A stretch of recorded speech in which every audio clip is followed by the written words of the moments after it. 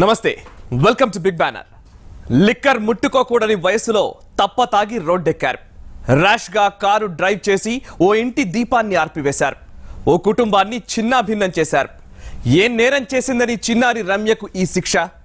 ఎవరో చేసిన తప్పుకు ఇప్పుడు ఓ కుటుంబం రోధిస్తోంది. మరి ఈ పాపానికి కారణమెవరు? ఖజానా నింపాలనే తాపత్రయమేనా? నీతిమాలిన పెంపకమా? పాపానికి పర్మిట్లు? ఇదే ఇవాల్టి బిగ్ బ్యానర్.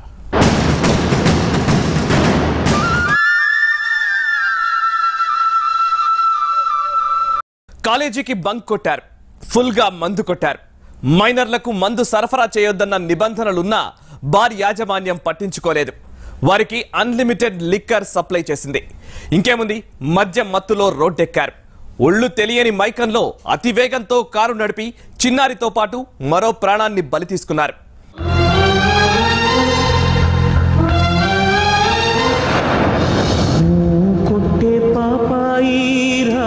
రాదని తెలిసాక కథలన్నీ కంచికి పోవచ్చిన్నబోయి పడుకోవేమంటూ ఎప్పుడైనా నిన్ను కసిరానా, అయితే చూడంటూ అలిగావా నా పసికూనా, ఏనాడు లేవను అంటూ పడుకుంటున్నావా, నూరేళ్ల నిద్రతోని రెప్పలు మూసావా. ఓ ఇంటి వెలుగు కనుమరుగైంది. ఓ కంటి దీపం ఆరిపోయింది.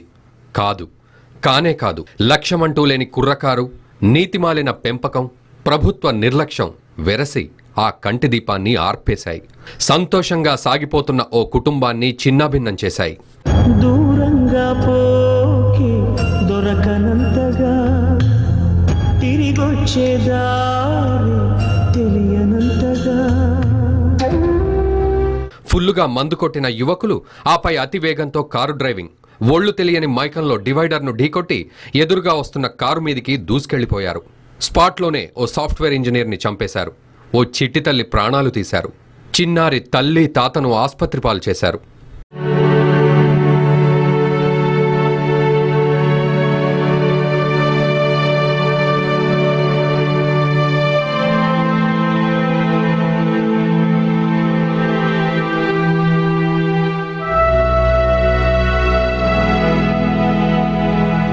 తాగుబోతుల వీరంగానికి ఓ కుటుంబం చిన్నాభిన్నమైపోయింది. ఏ పాపం ఎరుగని చిన్నారి ప్రాణాలు కోల్పోవాల్సి వచ్చింది. 9 రోజులు మృత్యువుతో పోరాడిన రమ్య తుదిశ్వాస విడిచింది. ఇదే యాక్సిడెంట్లో కారు నడుపుతున్న రమ్య బాబాయ్ రాజేష్ స్పాట్లోనే ప్రాణాలు వదిలాడు.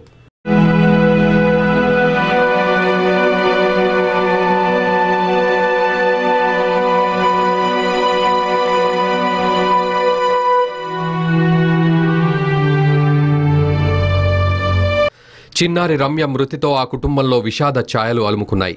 ఈ నెల 1న పంజాగుట్ట రోడ్డు ప్రమాదంలో గాయపడి కేర్ ఆసుపత్రిలో చికిత్స పొందుతూ మృతి చెందింది రమ్య. ఆ ప్రమాదంలో గాయపడి యశోద ఆసుపత్రిలో చికిత్స పొందుతున్న చిన్నారి తల్లి రాధిక తన చిట్టి తల్లి ఇక తిరిగి రాదని తెలిసి గుండె లవిసేలా రోదిస్తోంది. తండ్రి బోరున విలపిస్తున్నాడు. తమ కంటిదీపం కళ్ల ముందే ఆరిపోయిందంటూ కన్నీరు మున్నీరుగా విలపిస్తున్నాడు.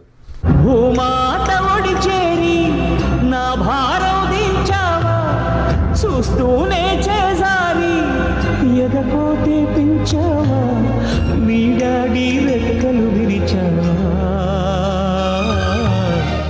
మాదాపూర్లో నివాసముంటున్న రాజేష్ సాఫ్ట్వేర్ ఇంజనీర్. బోరబండలో ఉండే అన్న కూతురు రమ్య అంటే అతనికి ప్రాణం. వారంలో 2-3 సార్లైనా పాపను కలుసుకుని ముచ్చట్లు చెప్పందే రాజేష్కు ఏమీ తోచదు. జూలై 1 శుక్రవారం అన్నయ్య ఇంటికెళ్లాడు రాజేష్. రమ్యను స్కూల్ నుంచి తీసుకొద్దామనుకున్నాడు. పనిలో పనిగా పాప స్కూల్కు దగ్గరలో ఇల్లు కూడా చూడొచ్చని రాజేష్ని, భార్య రాధిక, తండ్రి మధుసూదన్, మరో తమ్ముడు రమేష్ని తీసుకుని బయలుదేరాడు రమ్య తండ్రి వెంకటరమణ. అందరూ కలిసి రాజేష్ శాంత్రో కార్లో హైదర్గూడలోని సెయింట్ పాల్ స్కూల్కు చేరుకున్నారు. రాజేష్ని చూడగానే రమ్య సంబరపడిపోయింది. ముచ్చట్లలో మునిగిన బాబాయ్ కూతుళ్లను ఇక ఇంటికెళ్దాం రమ్మంటూ పిలిచింది రాధిక. స్కూల్ నుంచి ఇంటికి బయలుదేరారు. స్కూల్లో జరిగిన విషయాలన్నీ దారి పొడవునా చెబుతూనే ఉంది రమ్య. మధ్య మధ్యలో చుట్టుపక్కల కనిపిస్తున్న ఫ్లెక్సీల గురించి అడుగుతోంది. తల్లి చెబుతుంటే నోట్బుక్లో ఆ బొమ్మలు వేసేందుకు ప్రయత్నిస్తోంది రమ్య. నేను శాస్త్రవేత్తనవుతా బాబాయ్ అంది. రాజేష్ రమ్యల మాటలు వింటూ కుటుంబ సభ్యులంతా మురిసిపోయారు.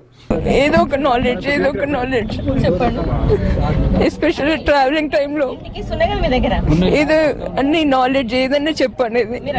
ఆ రోజు కూడా చెప్తున్నాను, దానికి ఏది వద్దు, ఎప్పుడు నాలెడ్జ్ నాలెడ్జ్ నాలెడ్జ్, ఆటలు పాటలు కాదు, ఎప్పుడు నాలెడ్జ్ గెయిన్ చేయాలి. అదే ఆ బాబాయ్ కూతుళ్ల చివరి సంభాషణ అని గ్రహించలేకపోయారు. వారిద్దరినీ మృత్యువు తమ నుండి దూరం చేస్తుందని పసిగట్టలేకపోయారు.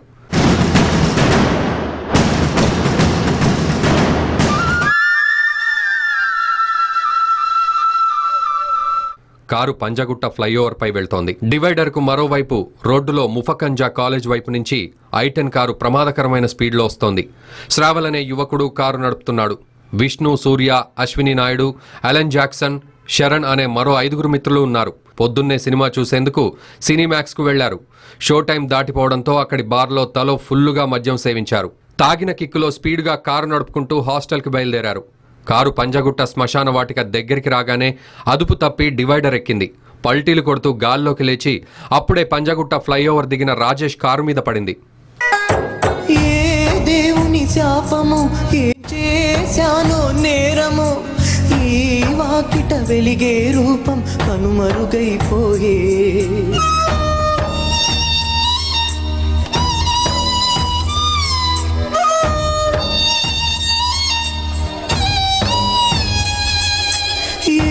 జన్మల పాపము నాశల దీపమే, చీకటిలో నన్నిడిచి ఏ లోకం పోయే.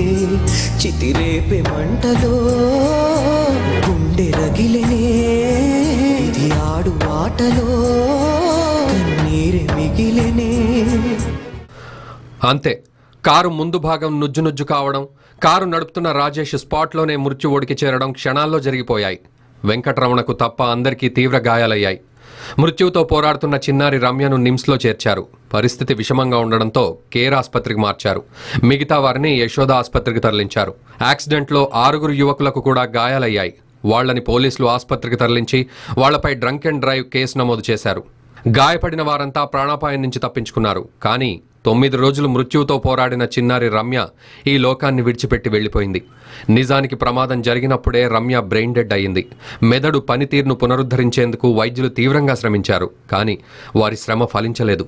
ఆ చిట్టి తల్లి మృత్యువోడికి చేరుకుంది. రమ్య మృతి విషయం తెలిసిన తండ్రి వెంకటరమణ గుండె లవిసేలా రోదించాడు. తమ కంటిదీపం కళ్ల ముందే ఆరిపోయిందంటూ విలపించాడు.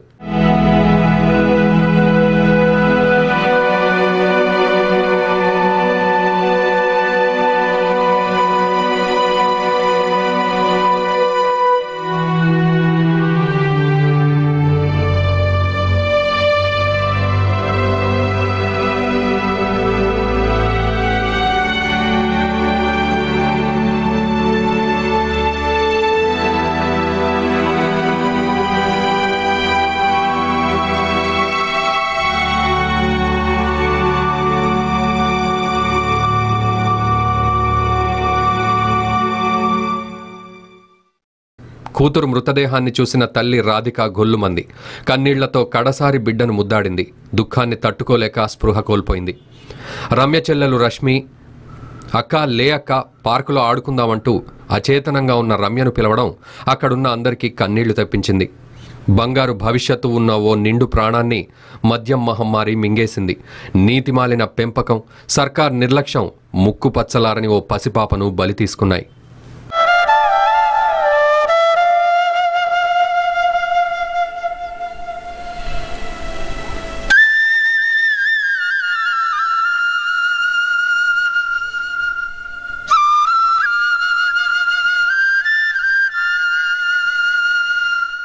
బిగ్ బ్యానర్ లో చిన్న బ్రేక్ తీసుకుందాం. చూస్తూనే ఉండండి భారత్ టుడే.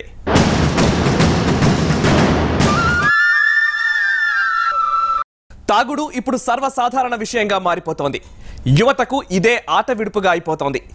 4 స్నేహితులు కలిస్తే చాలు మందు పార్టీ అనేది ఆనవాయితీగా మారింది. పండుగలు, పెళ్లిళ్లు, బర్త్డే పార్టీలే కాదు, సందర్భం ఉన్నా లేకున్నా యూత్ మందు పార్టీల్లో జోగుతోంది. తర్వాత రోడ్డెక్కడం, ఢీకొట్టడం షరా మామూలుగా మారిపోయింది. హైదరాబాద్ లో 30% రోడ్డు ప్రమాదాలకు డ్రంక్ అండ్ డ్రైవే కారణమంటే పరిస్థితి ఎంత దారుణంగా ఉందో అర్థం చేసుకోవచ్చు.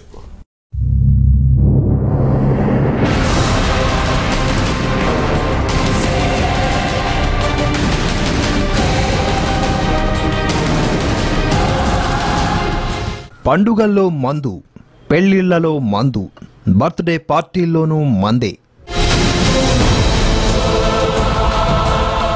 ఆనందం కలిగినా బాధ కలిగినా మందే.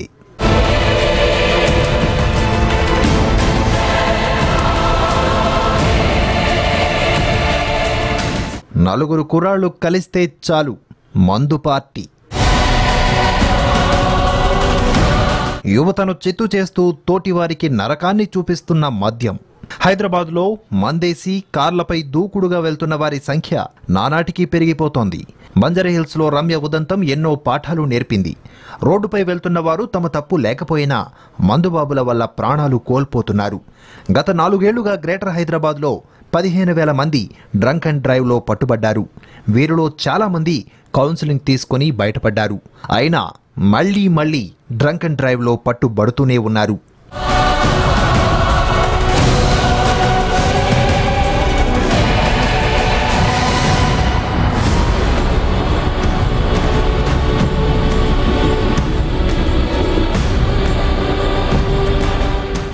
మందుబాబులు తమతో పాటు తమ తోటి ప్రయాణికులకు కూడా నరకం చూపిస్తున్నారు.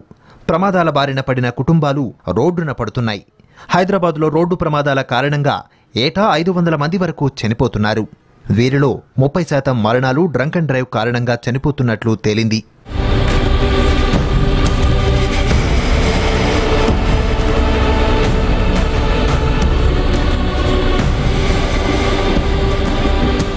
కొంతమంది అయితే డ్రంక్ అండ్ డ్రైవ్లో పట్టుబడి కొన్నాళ్ళు వరకు ఆగి మళ్లీ మత్తులో జోగుతున్నారు. ప్రధాన రహదారుల్లో మద్యం షాపులు ఉండడం, ఎప్పుడు పడితే అప్పుడు మద్యం అందుబాటులో ఉండడంతో ప్రమాదాలు పెరిగిపోతున్నాయి.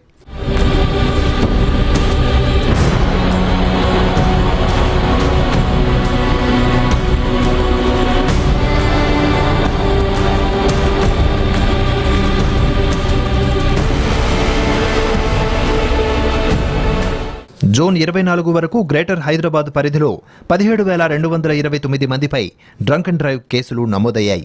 ఇందులో 1,285 మందికి శిక్షలు విధించారు. వీరి నుంచి 2,45 లక్షల రూపాయల జరిమానా వసూలు చేశారు. 2015లో 30,000 మంది బుక్ అయితే వీరి నుంచి 5 కోట్ల రూపాయలు జరిమానాగా వసూలు చేశారు. వీరిలో 4,400 మందికి జైలు శిక్ష విధించారు. డ్రంక్ అండ్ డ్రైవ్లో పలుమార్లు పట్టుబడ్డ వారిలో 1,500 మందికి సంబంధించిన లైసెన్సులు సస్పెండ్ చేయాలని ఆర్టీఏకి సిఫార్సు చేశారు ట్రాఫిక్ పోలీసులు. ఇప్పటి వరకు 200 మంది లైసెన్సులను సస్పెండ్ చేసినట్లు ఆర్టీఏ అధికారులు ప్రకటించారు. ఈ అనర్థాలన్నింటికీ మూల పదార్థం తాగుడు. ఇప్పుడు సర్వసాధారణ విషయంగా మారిపోతోంది. ముఖ్యంగా యువతకి ఇదే ఆటవిడుపుగా అయిపోతోంది. నలుగురు స్నేహితులు సరదాగా కలుసుకున్నారంటే చాలు మందు పార్టీ చేసుకోవడం అనేది ఆనవాయితీగా మారింది.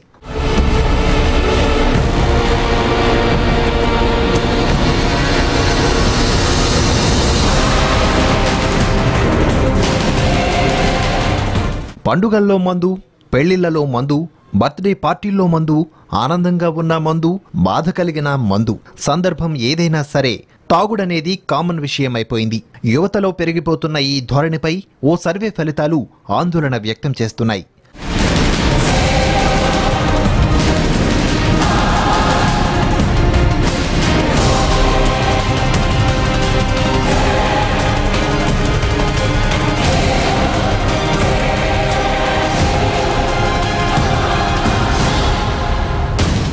దేశంలో 12 ఏళ్లు దాటిన వారు కూడా తాగుడుకు అలవాటు పడిపోతున్నారట.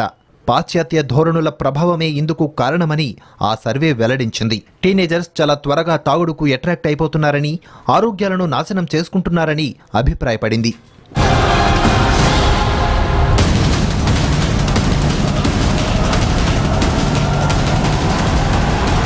నగరాల్లోనే తాగుడు కల్చర్ ఎక్కువైపోతోందని ఆ సర్వే తేల్చి చెప్పింది.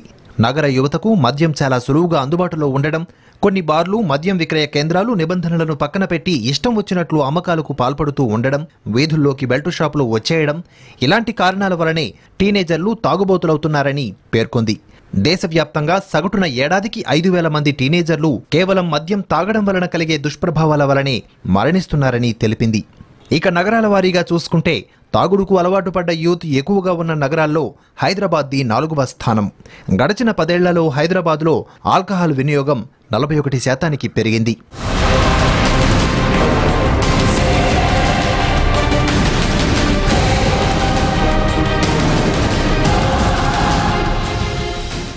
మద్యం తాగొద్దని ప్రచారం చేస్తున్నా, తాగితే ఆరోగ్యాలు పాడైపోతాయని అవగాహన కల్పిస్తున్నా, డి అడిక్షన్ సెంటర్లు ఎన్ని పెట్టినా ప్రయోజనం లేకపోతోందని, ఎలా అయితే భావి భారత పౌరుల భవిష్యత్తు ఏమవుతుందోనని సర్వే ఆందోళన వ్యక్తం చేసింది.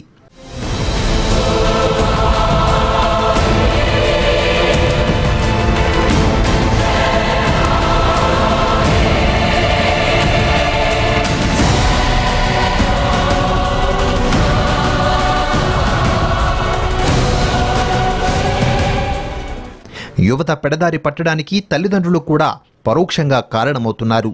పిల్లలు ఏం చేస్తున్నారు, ఎక్కడెక్కడికి వెళ్తున్నారు, అసలు కాలేజ్కి వెళ్తున్నారా లేక జల్సాలు చేస్తున్నారా అని పట్టించుకునే టైం కూడా తల్లిదండ్రులకు కరువైపోయింది.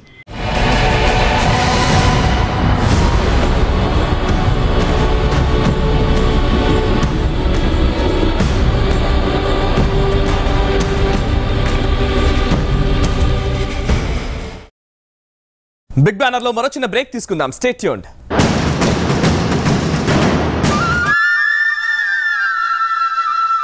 Welcome back.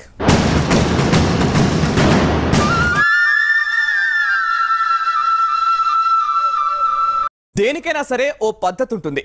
ఓ రూల్ పెట్టారంటే ఎందుకు పెట్టారనేది ఆలోచించుకోవాలి, తెలుసుకోవాలి. కానీ ఇవేవి పట్టనట్లు వ్యవహరిస్తున్నాయి హైదరాబాద్లోని బార్ అండ్ రెస్టారెంట్లు.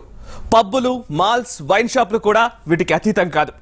21 సంవత్సరాల లోపు వారికి లిక్కర్ సప్లై చేయబడదు అని ఓ బోర్డు తగిలించి బార్లలోకి వచ్చే వారి వయస్సును ఎంక్వైరీ చేయకుండా యథేచ్ఛగా లిక్కర్ సప్లై చేస్తున్నారు. యథేచ్ఛగా మైనర్లకు మద్యం సప్లై చేస్తున్నారు. ఆఫర్లు పెట్టి మరీ గొంతులో పోస్తున్నారు. రూల్స్ జాంతానై అంటున్న బార్లు, వైన్స్, మాల్స్. ఉదయం నుంచి రాత్రి వరకు పబ్బుల్లో జోగుతున్న యువతరం.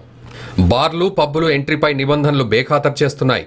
ఎంట్రీ దగ్గర వయస్సు, ఆధారాలు సరిచూసుకోవాల్సిన బాధ్యత విస్మరిస్తున్నాయి. వయస్సు ధృవీకరణ పత్రాలు కనీసం అడగటం లేదు.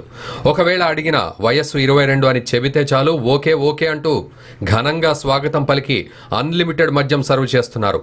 రమ్య మరణం వెనక కారణాల్లో ఇది కూడా ఒకటి.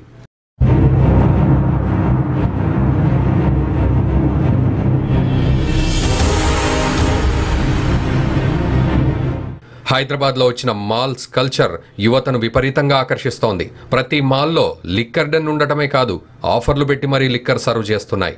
ఉదయం 10 గంటల నుంచి రాత్రి 11 గంటల వరకు ఎనీ టైం వీటిల్లో ఎంట్రీ ఉంటుంది. స్టూడెంట్స్ అయితే కాలేజ్లకు బంక్ కొట్టి మరీ మాల్స్లోకి ఎంటర్ అయిపోతున్నారు. మూవీ ముందు, మూవీ తర్వాత ఓ 4 పెగ్గులు కొట్టి మరీ బయటకు వస్తున్నారు. వేళా పాలా లేకుండా ఎప్పుడు పడితే అప్పుడు చీర్స్ కొడుతున్నారు. రోడ్లపైకి వచ్చి ఢీ కొడుతున్నారు. వాహనదారుల ప్రాణాలతో చెలగాటమాడుతున్నారు.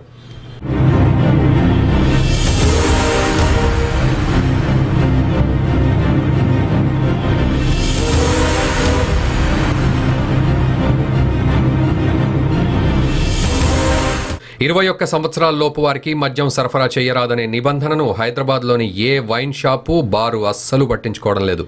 సిటీలో 212 వైన్స్, 147 బార్లు ఉన్నా తనిఖీలు అంతంత మాత్రంగానే జరుగుతున్నాయి.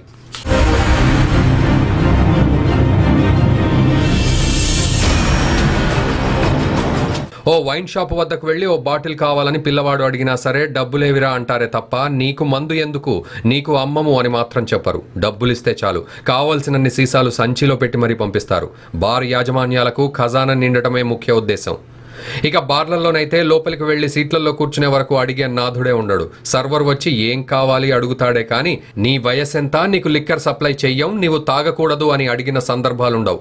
ఇలాంటివి ఒక్క ఘటన కూడా హైదరాబాద్లో లేదు. ఇది ఆశ్చర్యం, విడ్డూరమైన అంతకంటే వాస్తవం కూడా. ఇంత జరుగుతున్న ఎక్సైజ్ అధికారులు, పోలీసులు ఏం చేస్తున్నారు? ఇష్టానుసారంగా మద్యం అమ్మకాలు చేస్తుంటే పట్టించుకోరా అనే డౌట్ రావచ్చు. వాళ్ళు ఎప్పటిలాగానే తనిఖీలు చేస్తారు, అంతే, అంతకంటే ఇంకేమీ చెయ్యరు. 21 సంవత్సరాల లోపు వారికి లిక్కర్ సరఫరా చేసిన సందర్భంలో చర్యలు తీసుకున్న దాఖలాలు చాలా చాలా అరుదనే చెప్పాలి.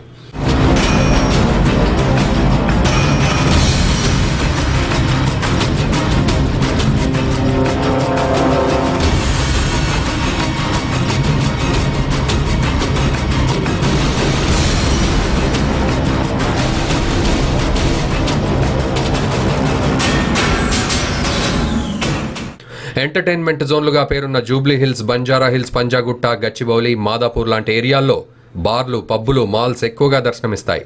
ఇక్కడికి 12 నుంచి 21 ఏళ్లలోపు యూత్ ఎక్కువగా వస్తూ ఉంటారు. వీటిల్లో ఉదయం 10 గంటల నుంచి మధ్యాహ్నం 3 గంటల వరకు ఎక్కువగా మద్యం అమ్మకాలు జరుగుతాయి.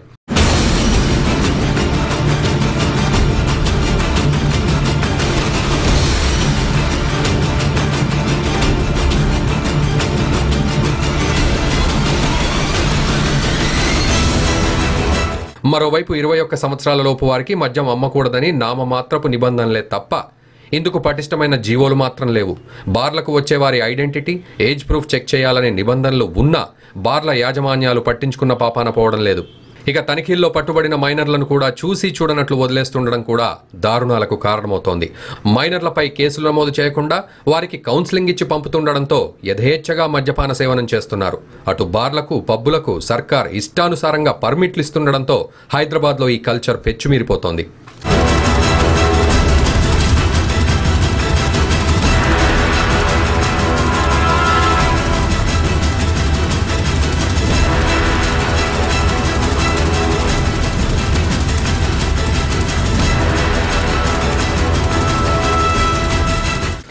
రమ్య ఘటనతో సర్కార్ మేల్కొంది.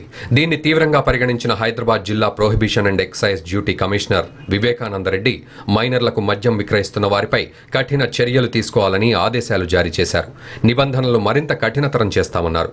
ఇక రమ్య ఘటన నేపథ్యంలో సచివాలయంలో ఉన్నత స్థాయి సమీక్ష నిర్వహించారు. సీఎం కార్యాలయం అదనపు ప్రధాన కార్యదర్శి శాంతికుమారితో ఎక్సైజ్ శాఖ అధికారులు సమావేశమయ్యారు. బార్లపై నిఘా కఠినతరం చేయాలని, ప్రతి బార్లోనూ సీసీ కెమెరా తప్పనిసరి అనే నిబంధనలకు ప్రభుత్వం సిద్ధమైంది.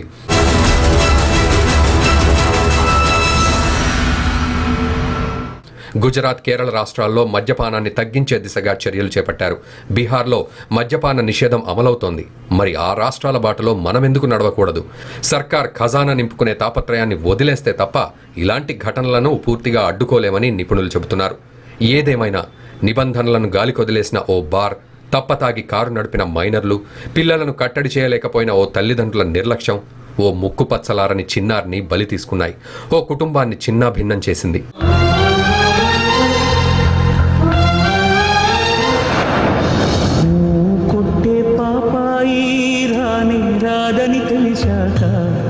కథలన్నీ కంచికి పోవచ్చినబోయి పడుకోవేమంటూ ఎప్పుడైనా నిన్ను కసిరానా, అయితే చూడంటూ అలిగావా నా పసికూనా, ఏనాడు లేవను అంటూ పడుకుంటున్నావా, నూరేళ్ల నిద్రతోని రెప్పలు మూసావా. రమ్య ఘటన అనేక ప్రశ్నలను సమాజం ముందుంచింది. అడుగడుగునా వెంటాడిన నిర్లక్ష్యమే ఆ చిన్నారిని బలి తీసుకుంది. ఇప్పటికైనా పాలకులు మేలుకోవాలి. నిబంధనలు మరింత కఠినతరం చేయాలి. రూల్స్ బేఖాతరు చేస్తున్న బార్లకు పర్మిట్లు రద్దు చేయాలి. ప్రాణాలు తోడేస్తున్న మద్యం మహమ్మారికి అడ్డుకట్ట వేయాలి. మళ్ళీ ఏ కుటుంబం కూడా కడుపు కోతకు గురి కాకుండా చూడాలి. ఇది వాళ్ళ బిగ్ బ్యానర్. మరో అంశంతో మళ్ళీ కలుద్దాం. చూస్తూనే ఉండండి భారత్ టుడే. దేశం కోసం, ధర్మం కోసం.